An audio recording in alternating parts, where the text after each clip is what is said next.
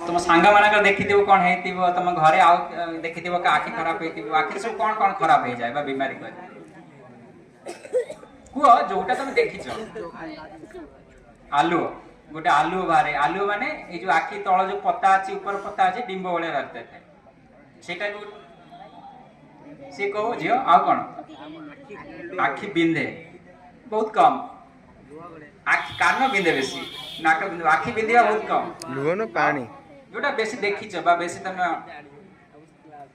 मेंडिया हुए सकाळ सकाळ उठला परे आखि दी साइड रे पूरा मेंडिया गारा हेतिबा हम सेति पे तो मुंह धुंदी सकाळे आखि हुए आ कोन हुए आलू धरे मेंडिया हुए आ कोन हुए